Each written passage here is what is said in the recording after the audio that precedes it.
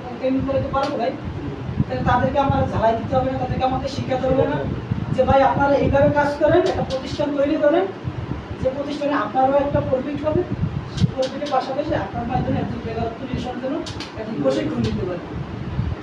তারপর আমাদের সেবামূলক কাজ, আমাদের বাংলাদেশ যুব নির্বাচন সেবামূলক কাজ তো আমরা সবসময় করে থাকি।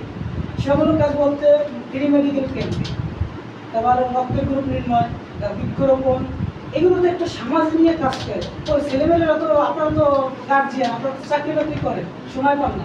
একটা ছেলে যদি সামাজিক মানবিক কাজে ইনভলভ হয়, সেক্ষেত্রে একটা প্ল্যাটফর্মে আসলে সেটা তো খুব ভালো একটা ডিসিশন কাজগুলো করুন। সেগুলো যে সাপোর্ট, এটার তো একটা সাপোর্ট থাকে।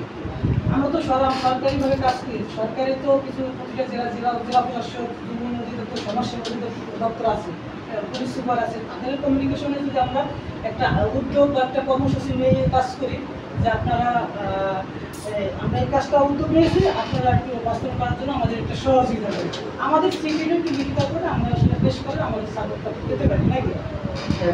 বুঝতে পারছেন? কারো কি প্রশ্ন আছে?